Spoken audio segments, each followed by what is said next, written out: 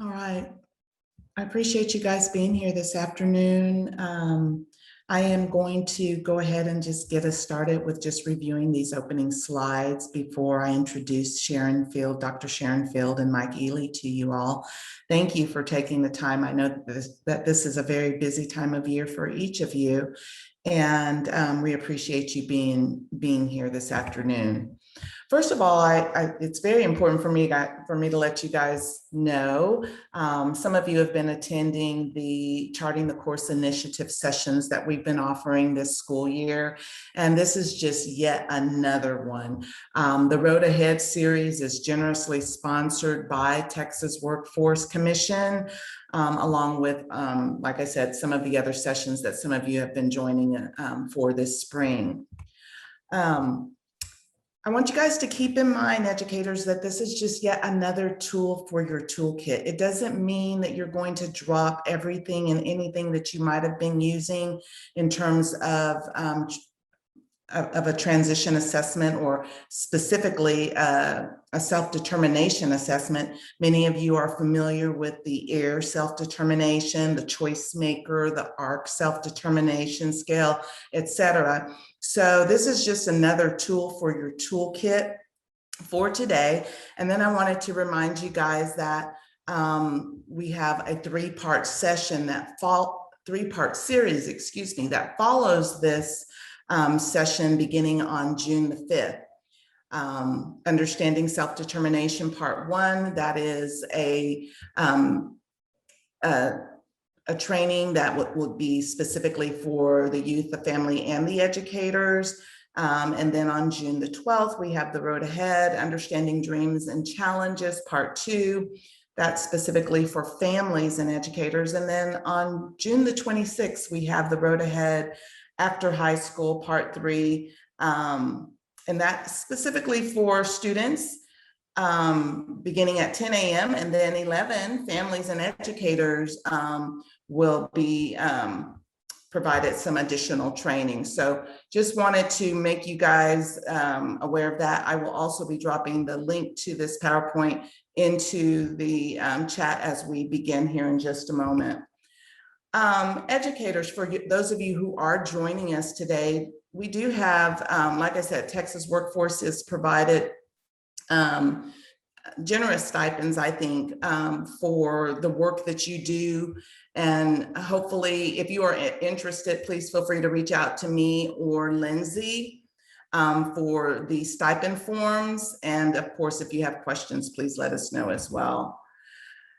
And throughout the presentation, I'll be dropping a survey. Texas Workforce is collecting data on all of the sessions that we've been providing this spring. And so we value your feedback and certainly appreciate you providing the feedback. It's a very brief survey. The materials for this entire series are going to be housed at the Regional Secondary Transition website. And I will also drop that link, and you'll also have it when you receive this PowerPoint presentation. But there you'll see the recording for today's session, as well as the future sessions that we will have in this series.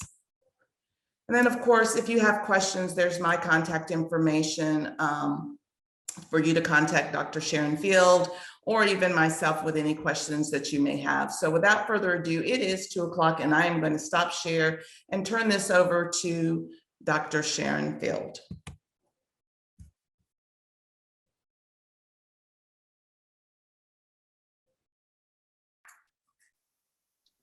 There we go. And I am excited to be here. Can you see the slides? No. No. Okay. Let's try that one more time. How's that? Yes. Good. Okay. As Carla mentioned, this is preparatory for a 3-part series that we're doing in June for families and students together. And we will have 3 sessions. They will all be Zoom sessions. And then we are excited that Carla, through her grant, has also made it possible for teachers to participate and to support the student and family pairs as they're participating in the workshop. So I think having all three people in that workshop together it's going to be really valuable and important, and we'll be able to provide some information to the entire group, while you as teachers will be able to work with students and families individually in between sessions. I know that some of you who are on here today are not going to be participating in the June workshop. You just wanted to learn about the SDAI, and we're really glad that you're here too. And we will be providing detailed information about how to use the SDAI, and also we'll be providing you each with an account and copies of the SDAI that you can use. Carla put my email up there. I have my other email at the end of this session. Please feel free to use either one of those to send me a question or a comment at any time after this workshop. I would love to hear from you, and I think it's through working together and that kind of dialogue that we're going to be most successful in meeting the needs for our students. So in this session, I want to give you a very brief overview of the workshops that we're going to be providing in June. We'll be giving you more detailed information about the Self-Determination Assessment Internet, which will also be used in the workshops. And then also have an opportunity for you to ask any questions you'd like to. If you have questions while we're working through the content in the first part of this session, please feel free to type them into the chat box, and we'll try to respond to those at the end of the session. Any that we don't get to, I'll try to follow up with you individually to make sure that your questions get answered. So for the three workshops, they're each 50-minute sessions, one on Saturday, June 5th. And then the one on Saturday, June 12th is where we will have two separate workshops. One for family members from 10 to 10:50, and then one for students from 11 o'clock to 11:50. And within the family member workshop, we're going to have an opportunity to work with parents and other support and mentors for our students, helping them to look at how are their lives likely to change as their students are moving on after school, and what kinds of things do they need to consider in terms of their relationship with their son or daughter changing, and how communication strategies might change, and how they can support their students to be more self-determined. For the students, we're going to be looking also primarily at communication strategies and how can they work with the people in their lives to get them the kind of help that they need as they move on for planning for life after high school, whether that's college or work or other options. And then in the final session, we will be reviewing some of the communication strategies that students and family members practiced at home after the second session. And we will also help them to look at how planning might continue. There is a workbook that's been designed for family members and a workbook that's been designed for students that they can use as they go through the different activities for the sessions. And I also want to stress that this is a crazy time to be trying to plan for the future. And I'm sure you have all found that too, as you're working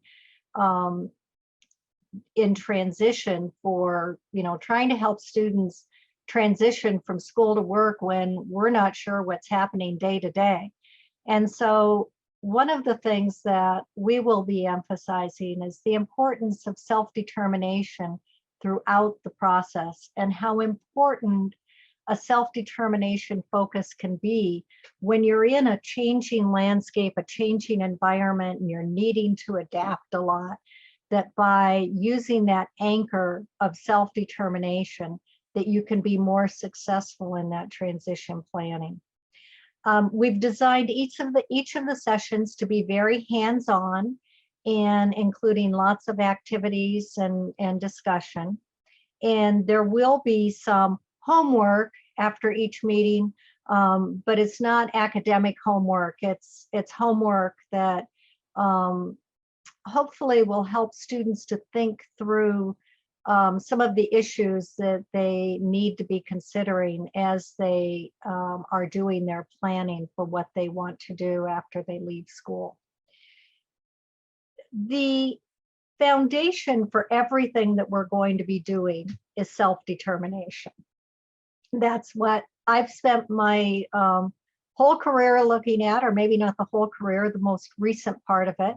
I'd say the beginning part, where I spent time in the classroom and as a job placement coordinator, I think really convinced me of the need to be involving students in a self-determined way in planning for what's going to happen for themselves in their lives after high school or during high school. And the research that we've done is based on self-determination theory by Ryan and Deci. Some of you may know of that. Some of you may not. It's rather academic, but it posits that to be more self-determined and to be more motivated for what you're going to do, you need to have autonomy. You need to feel that you have a sense of choice over what you're going to do. You need to have a sense of competence, that you have to believe that you're good at something, and that you have to have a sense of relatedness, that you have to feel like you've got other people who are on your side and with you. That is the underpinnings with the theory. The action model for self-determination is what we developed to try to put those three components into action for students in high schools. And we focused on both students with and without disabilities. And we will be looking at some of these skill sets more in more detail when we're in the workshops, but to give you a very brief overview, basically what it says is that self-determination is affected both by what's happening out in our environments, what kind of support we have for choices that we make, encouragement to take risks, how controlling our environment is, but it's also affected by what we bring to that setting. And there are essentially 5 sets of knowledge, skills, beliefs that can help us be more self-determined, that if we develop those further, we can have more control over what happens to us. And hopefully make choices that are more in line with what we really want out of life. And those are 5 steps, so that we need to know ourselves and our settings. We need to believe in ourselves, value ourselves. We need to have the skills to make a plan, break it down into small steps, act on that plan, and then we have to review what happened, and do we like it? Do we not like it? What do we want to change? And it's through that action that we're going to become more self-determined the next time. So it just keeps recycling. That's a very brief overview to the model, but hopefully that will give you a clearer idea of where we're headed. The model is the foundation for the self-determination assessment internet that Mike is going to be walking us through. It is an assessment tool that has 3 parts to it. It has a self-determination student scale, where the student is responding to several items that are all linked to components of the action model for self-determination. There are two versions of the student scale. We're going to be focusing on the student scale short form. And we are hoping that all students who participate in the workshop will be able to complete that. It is all taken online. It basically asks students to respond to several items on a Likert type scale of 1 to 5. That's a lot like me, that's not like me. And it will also give students component scores telling them which model components, know yourself, plan, they might be most, that they might be strongest in, and then also those areas that might be areas for improvement. That's the foundation instrument that we're hoping all students will take. There are two other instruments that are optional that can round out the battery. There is an advisor perception scale, and that's an advisor teacher scale. It's the professional who is working with the student most frequently, where they rate the knowledge, skills, behaviors that they see in the student related to self-determination. And there's also a parent perception scale. And when a student receives his or her results, for the student scale, they will get a printout that tells them which areas they're strongest in, which areas they might want to work in, and it will also give them a little narrative that tells them what that score means and things that they might want to consider. If a student takes all three, or if the advisor and the parent are also taking the scale for a particular student, a printout will be provided that will show all three scores together. So Mike is going to walk you through what you will do when you get the email. We will send you an email tomorrow for everyone who is on this Zoom, and it will have administration instructions for the instrument, and it will include some copies of the instrument that you can use with students. As I mentioned, it's all done online, and Mike will tell you further details.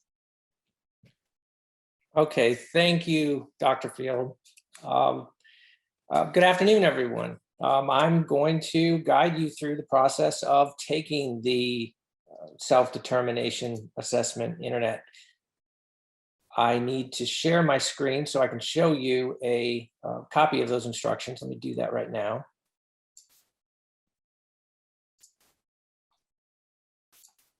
Okay, I think you can see it's a 5-page PDF document, and this document or one very similar to it will be sent to you. It might be tomorrow, but it might be might be a day or so. When we get all your information, we'll send that out to you before your first meeting on June 5th. The first page of the PDF is an introductory page, and it just describes what the other 4 following pages entail. The next page, the second page, really is the key page. This is the student instruction sheet, and this is the page that the student will refer to when taking the assessment. It contains a little information about the assessment, the URL to locate, a password, and all of your students will use this same password. The system will ask for demographic information on the following pages, but to begin, each student will enter this same information. And all that's required is a web browser and an internet connection. Really, the student can take it from anywhere. So let's go to that URL. I'm going to copy that password, and this is the site, the page that will load, and the student will locate this page, and let's paste in that password. So it will ask for the student's name. I'm going to enter just some information, Joe student, gender male, ID number is optional. I'm going to enter my email address.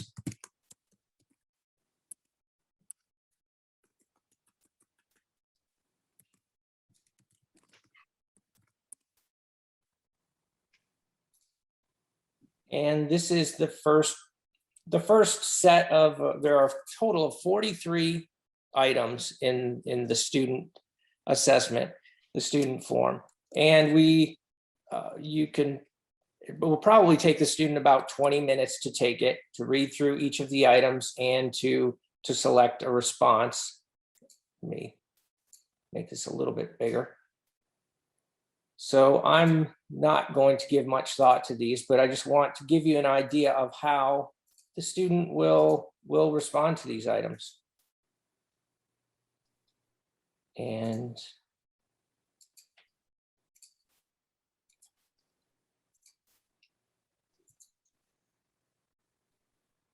let's see the next page.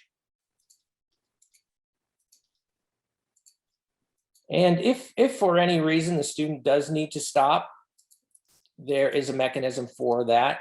This link here at the top, I need to stop, and it will email the student a link so they can continue again. But really there's 43 items, so it should take about 20 minutes. And if I forgot one here, it will remind me.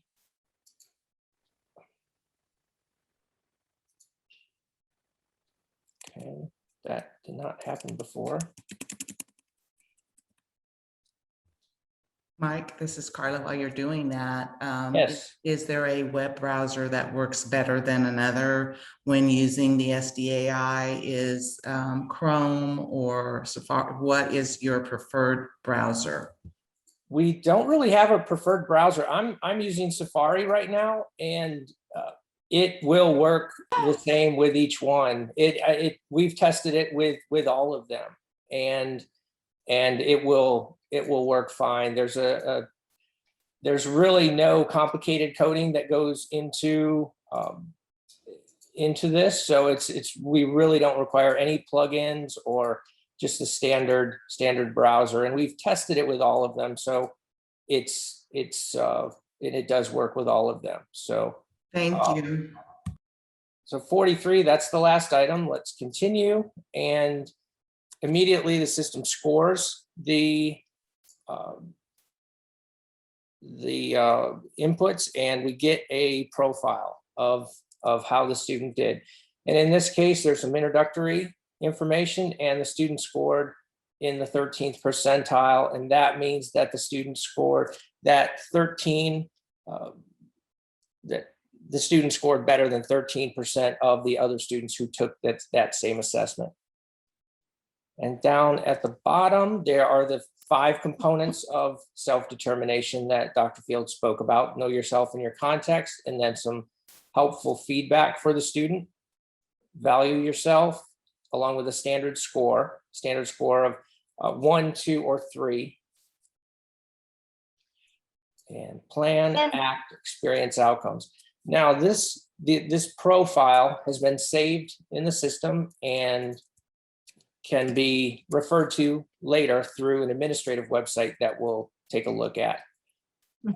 Let's go into that. Let's go back to our PDF. I can interrupt for just a minute, Mike. Yes, please. That hopefully, and beyond hopefully, I mean, our students are going to be putting a little more thought into it than Mike just did for the purpose of demonstration. Yes. And so they won't be just clicking items. So they'll be seeing scores that are quite different than the actual scores that got printed there.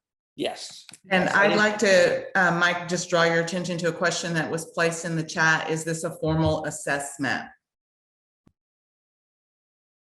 It is a normed assessment. It is. So it would be considered, I believe, a formal assessment. Yes. We do have, and I have a copy of it right here. It's the user's manual for the SDAI, and it really goes into the overview of the assessment, the components, uses, the psychometric properties, and the details of administering the SDAI. All of the screenshots that are in the that are in the user's manual are ones that I'm going over right now. So you can refer to this user's manual, and it is available free through the Ely Education website. And this is a copy of the website. Down here over near the right, lower right, you can see there's a link to it. So all of that is available at no charge. So let's see, let's go back to take a look at the, I'm going to take a look at the administrative website, and let's see how that, how you can look up the student information, student data.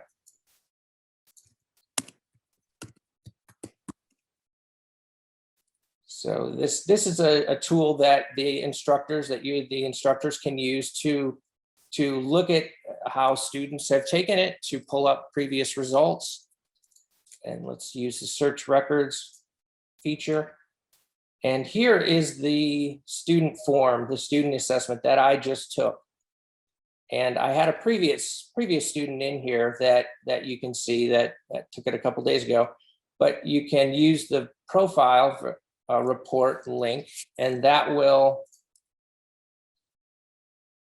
pull up that profile that the student saw. So you have access to that. And then you also have this item responses report. That is an excellent breakdown. I think it's excellent information that really breaks down the items of the assessment, the student assessment, and how they relate to the 5 components of the model. So you know yourself, these items make up the know yourself scale, value yourself scale. And you can see over on the left that these are the student responses. Low being or 1 being the lowest or least desirable, and the 5 being the most desirable. But it provides that for each of the 5 components. Now, what we can do is go back, and the tool also provides the ability for an advisor and a parent to take the assessment. And we can do that by referring back to that PDF and referring to this URL.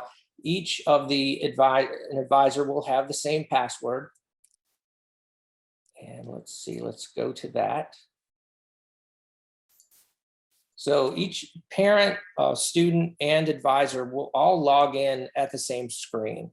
And depending on whether it's a student, advisor, parent, you'll just pull down that that menu. So I'll enter that password for the advisor. Now it is asking for the student PIN. Now on the student results, there is a unique student PIN or a key that the student, that the report contains. And that's printed on the student report. It's printed at the through the administrative site, and you can look those up through the administrative site if you don't have it handy. So I just noted it here, and let's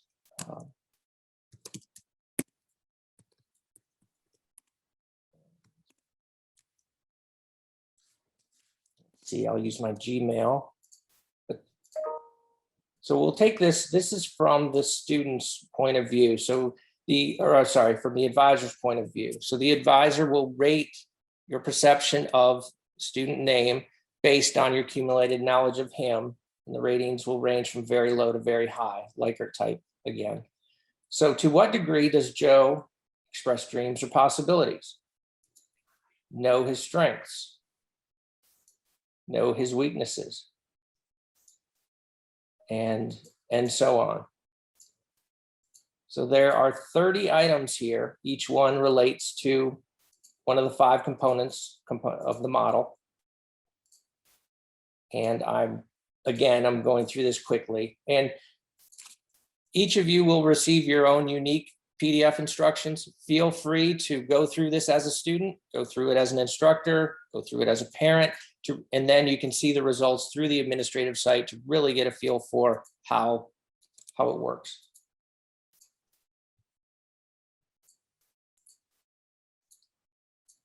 So Mike, on the advisor scale, it's 30 questions, and then on the student, I think I heard you say 43, is that correct? That's correct. Okay, Yes. thank you. Yes, the parent and the advisor scale is the questions are the same, but it's just directed from the perspective of the advisor or the perspective of the parent. So here is the results are produced immediately, saved in the system, and let's go take a look at it from the, well, I'm back at the administrative website. I'm going to refresh this and you can see that the advisor perception scale will now appear within Joe Student's record. So that profile for the advisor is available, and the item responses are also available. So they're broken down by component or by scale.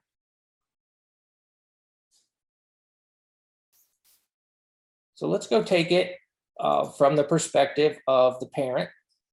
That will be the last one. And again, these are the instructions for the parent. You can feel free to print out each of these pages. You can copy some of this information into a Word document. You can copy it into an email. However you would like to use this information to contact the student, parent, or advisor. Okay, in this case, parent. And again, I need that student's PIN, and it is printed on that student's results. My child.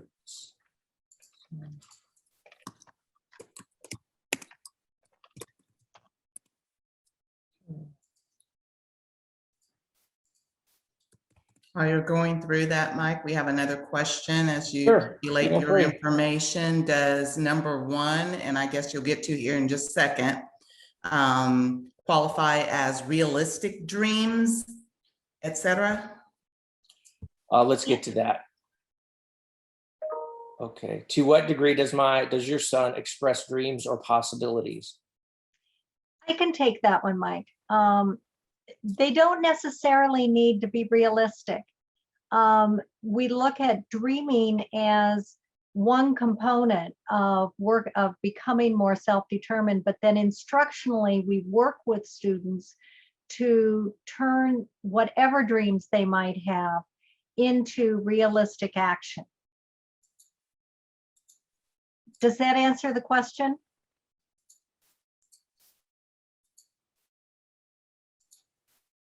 Okay, if it didn't, please let me know and I can go into that in more detail. Sure. She says yes. Okay. Again, I'm going to, you can see how that each of the items, depending on it says, to what degree does your son recognize his responsibilities, take care of himself, set goals. So we try to direct this as personally as possible to the parent-student relationship. So I'll just quickly go through this.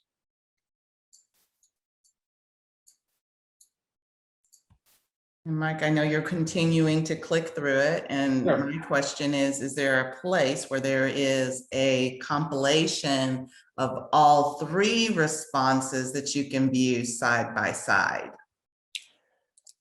Let's see, let's take a look at the administrative website. And I think I know what you're meaning. Let's see, the comparison, we do have a comparison report. And this is going to be very skewed just because of my random responses. But this does show the student scale percentile, the advisor, the parent, all in one place. That's exactly what I meant. And okay, educators at a glance, I mean, endless conversation points, if you will, with a family member and or the student with that type of data. Great, great. And again, you have the item responses available from the parent.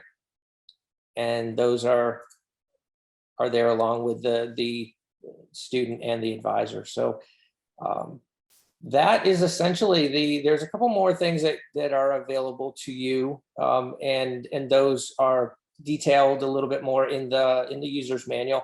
And you're welcome there.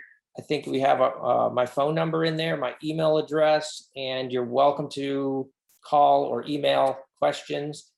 There's a breakdown of this process of referring to the PDF instructions and then going to the website and walking through each of these steps if you have any questions. So thank you. So at this point, are there questions on either the use of the SDAI or on the workshops that we are going to be doing in June? Anything that we can do to help prepare for that?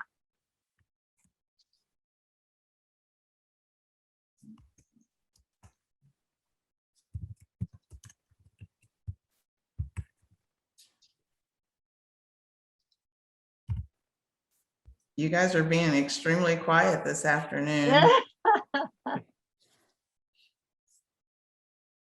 Let me see, would the workshops be good for all levels? Good question. And the workshops have been targeted primarily towards students with mild to moderate disabilities, for students who have some verbal skills.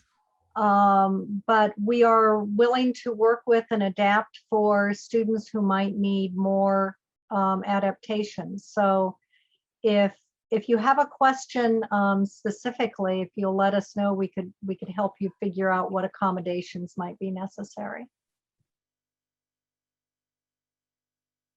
Is it possible to get a some information about how many of you are planning, have recruited students to come in June and are planning to be part of the June workshops? If you can, do we have a poll feature on here that we can? I'm going to pause you really quickly, Sharon. I had another question. It looks like, let's see, will the workshops be beneficial if families can only attend 1 or 2 sessions? Yes, we are hopeful that, I mean, of course, it's our dream and desire that people be there for all 3, and it's intended that it was designed for people to participate in all 3. But if they cannot participate in all 3, probably it would be harder for students and parents to catch up if they came in at workshop 2 or 3. I would say if it's important that everyone get workshop 1, and then if they can't participate in one of the others, I think it would still be valuable. And then one other question, Sharon, does the same family member need to attend all 3 sessions?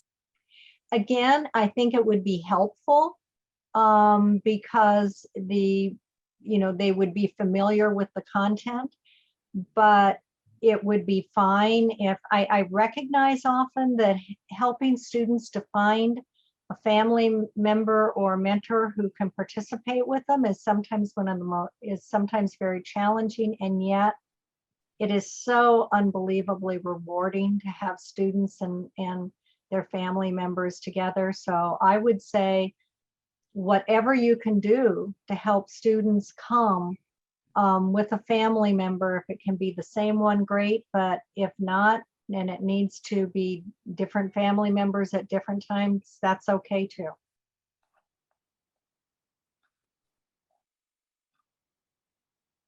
And then to answer your question, there was someone who said so far that they had 1 family who committed to the series. Oh, good. Okay. Okay.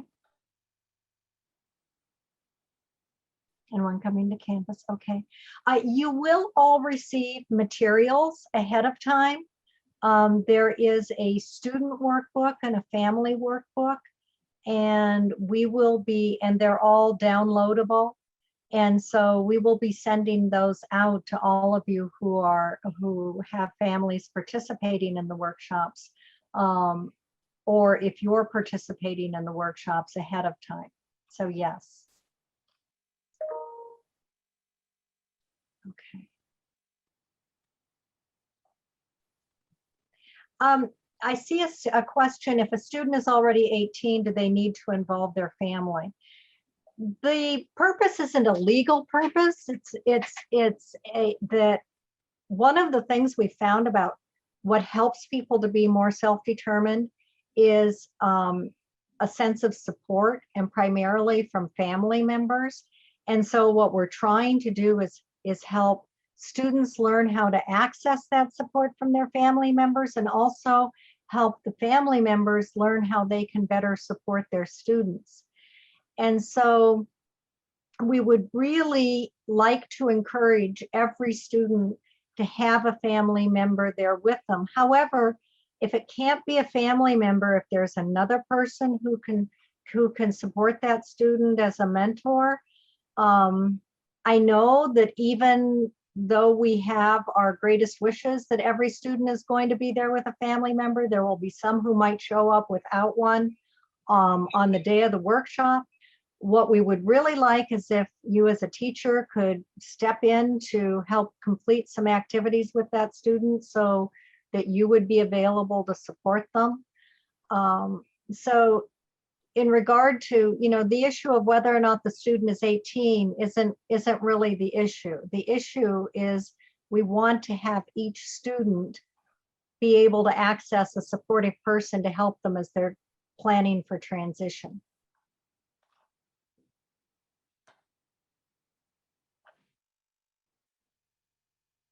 You guys are asking really great questions. We still have plenty of time.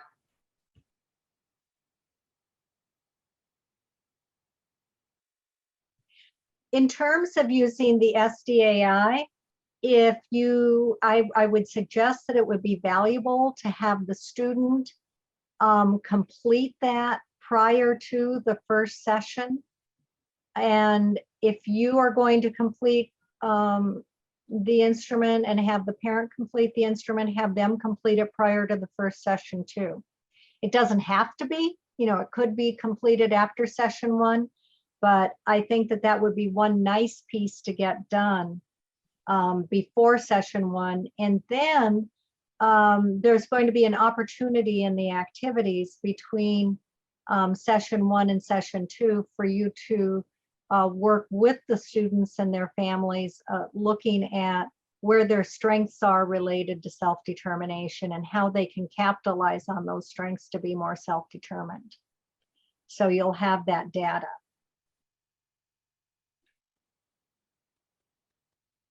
I did have a question for Mike. Is the scale available in other languages? I haven't really perused the website, or is it only available in English at this point? It is only available in English at this point. Yes. We do have an adaptation that was made in Persian for a student's doctoral dissertation. They translated it, but we haven't been able to verify everything that it says. So right. I think it was in print form. Was it? Too, okay. so yeah. Thank you.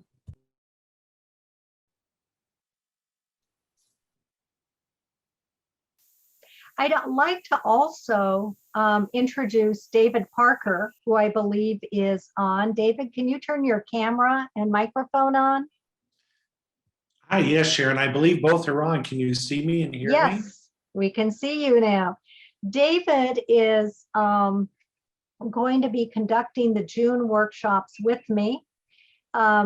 David is a coach for youth out of Indianapolis. He's also a former post-secondary education advisor, has his doctorate in special education, Dr. D. Parker.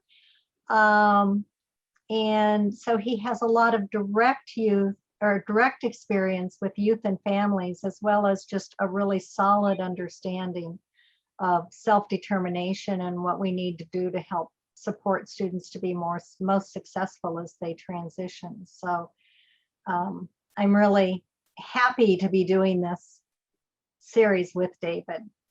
Thanks, Sharon. Hi, everybody. I'm sorry I was a little late coming on. I apologize, and it's good to be with you today.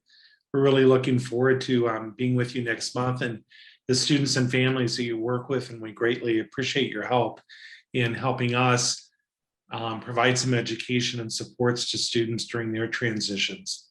So thanks, Sharon.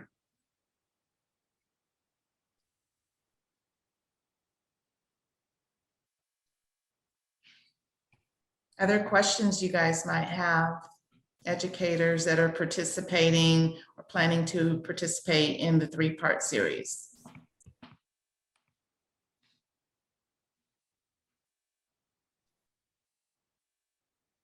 I am seeing some questions about, having contacted families and having difficulty getting commitment from them. I'm wondering if we can do a little bit of brainstorming on what strategies might be most helpful in being able to move toward that commitment. And I'm saying brainstorming because I think some of you who are on the call here probably have some of the best strategies.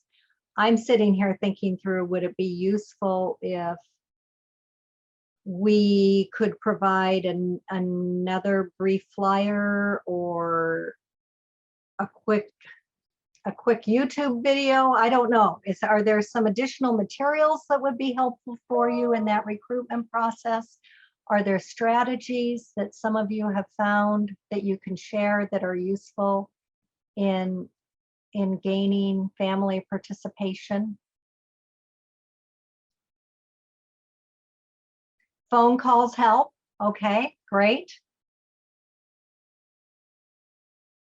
Always that, okay, a bare bones flyer focused on future planning. Let me see what we might be able to do to help with that.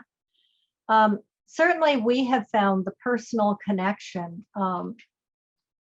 This is based on the Steps to Self-Determination curriculum that we've been working with over the last 20 years or so. And it starts off with some family student workshops where we actually have asked family members to come in for a day-long workshop with their student. And at first, given how difficult it is sometimes to get parent participation, we had a lot of people saying, oh, is this going to be possible?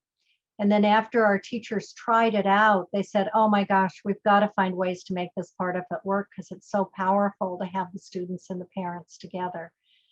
And I think some of the strategies that we're seeing, the individual one-to-one contact certainly it's happened to be important. Being able to be flexible, so if something happens at the last minute, we find ways for someone else to interact with that student. Personalized emails, okay.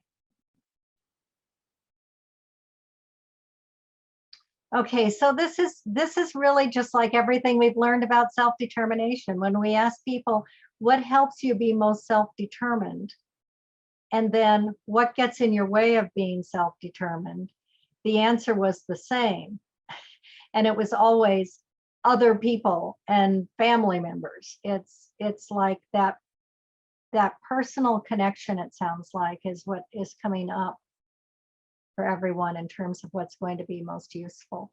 As you continue to recruit families, if there's anything I can do personally, please send me an email and I'll be glad to help in any way that I can.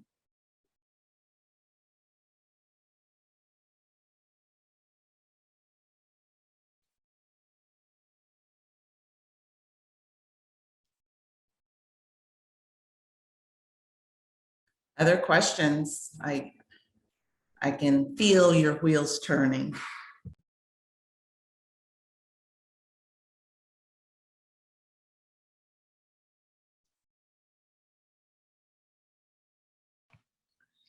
This is David. Can I jump in for a moment?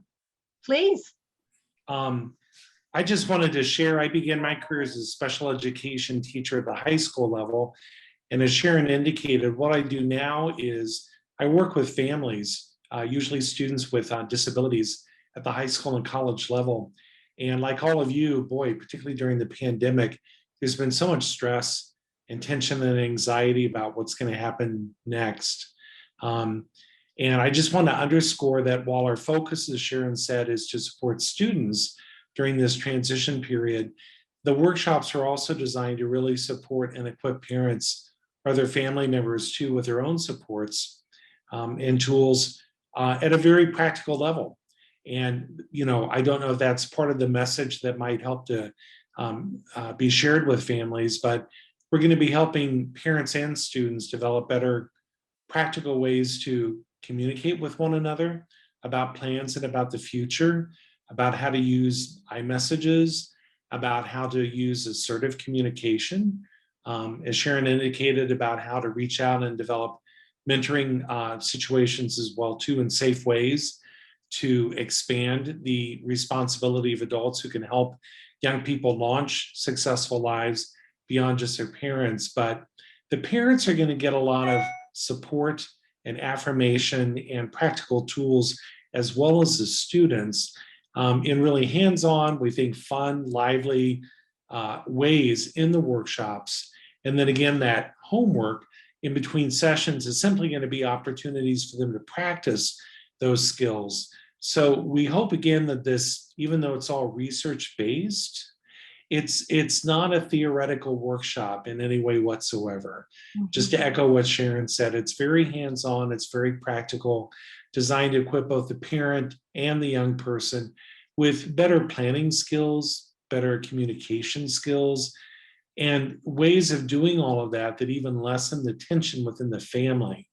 I know in my work at CRG, we work with so many families who are just under so much stress right now and who are trying to figure out ways to encourage their sons or daughters' education and progress in life while also dealing with their own stress and anxiety. So we hope that this series of workshops can offer practical tools, but also some stress relief and just support for both parents and the teenagers who are going to participate in it.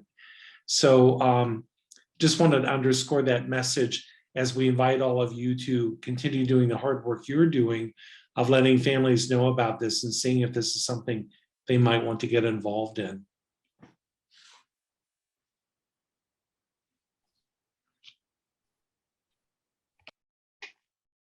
Other questions or comments? Well, you guys, go ahead. Well, I see a question about that it's geared more toward higher functioning students. I mainly work with students on the severe spectrum. Would it be too difficult to modify? I probably need to know a little bit more about your students. If you could, Kayla, if you could shoot me a quick email and with your phone number, and if I could give you a call, maybe we could chat a little bit. I certainly would like to encourage a wide range of students to participate and think that the material could be valuable, but I want to make sure that that we'll be able to meet her needs. I have a couple of things before we go. First, if you're looking for some more options for resources, I'd encourage you to go to our website, beselfdetermined.com, which I just put up there. Can you all see that? Yes? Yes, we can. Good, okay. And if you go to the resources page, I mean, you'll find more information about the model. You'll find a blog that has specific resources in it, but also the resources page, if you, there are resources that we've developed, and there are several that are free and downloadable. So if you're looking for some additional instructional resources, there are some additional assessment instruments that you can download at no cost. There are some additional curriculum strategies. There's a curriculum for elementary age students that's completely downloadable for free. So you might want to noodle around the website in order to find some additional information. And then the other thing I wanted to remind you of is that Lindsay will be sending me a list of all of the emails for you, of everyone who's been on this call. And tomorrow, Mike and I will get accounts sent up for each of you, and we'll get those emailed out to you. So you will have administrations of the SDAI that you can use.